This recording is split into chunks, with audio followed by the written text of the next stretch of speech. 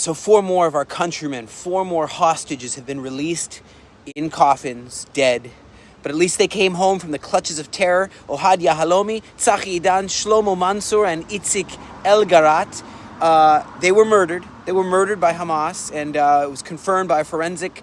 They were killed on Shlomo was killed on October 7th, and they were killed at different times. But their bodies were held for ransom so that we would release 600 terrorists, and that's what we did. We released 600 terrorists. It just doesn't seem right. Does not seem equal. Doesn't seem fair. But this is what this hostage deal is. It brings the total to 33 hostages returned in this phase, ending this phase of the ceasefire deal. They want us to exit Philadelphia corridor. We said, no, we're not going to do that. They want us to end the war completely and leave Hamas in power. We're not going to do that. It doesn't matter what people, some people even in Israel are saying, at any cost, bring the rest of the bodies home, at any cost. I don't know how many are alive left. Some estimate 30 alive out of the, 60 that are left, half of them alive. Right now, we're seeing that it gives us some hope and some semblance of a closure to bury them in Israel. But right now, look what's happening. 12 individuals are injured, 2 seriously. 2 police officers are stabbed as a terrorist right in Karkur, here in the Galilee, rammed a crowd of people. Ramming attack. Please take a moment just to pray for the victims' families and pray for swift healing. 2 police officers are reported seriously injured, stabbed, because after they rammed these people on the side of the road, they went and went on a stabbing spree. This can't continue. I'm just so glad to have a friend in the White House, Carolyn Levitt, a White House spokesperson. She said when she talked with President Trump, his voice was deeply moved and shocked at this scenario. Even as the B-buses were returned, the 2 children and the mother, their bodies were returned in coffins.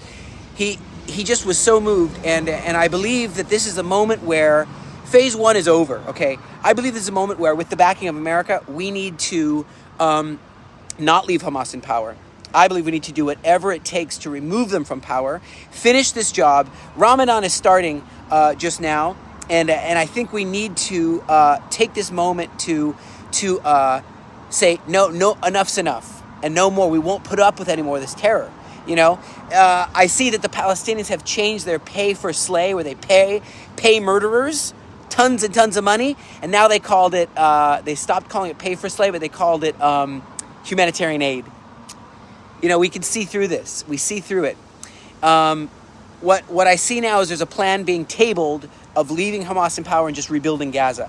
I don't think that is what we should do.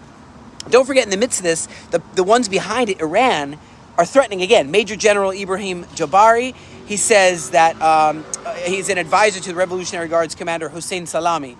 And he declared that a military exercise is being conducted in preparation for Operation Promise of Truth 3, and that it will be carried out at the right time, and it will destroy utterly the city of Tel Aviv and Haifa, he says.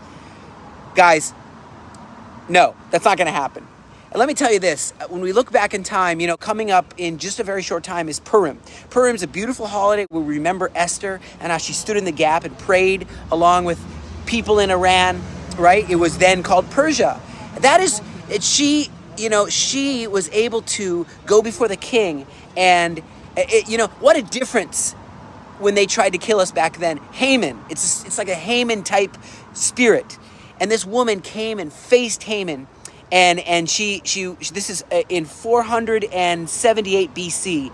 She goes and faces Haman and his genocidal plans to destroy all of Israel. And eventually, we survive, and we have such a good celebration. Please join us online. We're going to have a big celebration for Purim coming up soon. We read the Megillah, the Scroll of Esther. We give gifts. And think about giving a gift right now for these wonderful modern-day Esthers. There are women around the world who have an Esther moment. And we're going to be celebrating Esther moments, where women are standing up in the gap for Israel. And I'm going to tell you right now, the enemy will not win. Isaiah talks about the evildoers.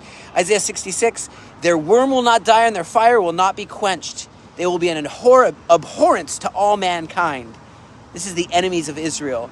God says he will inflict the curses on our enemies and those who hate us in Deuteronomy chapter 30, verse 7.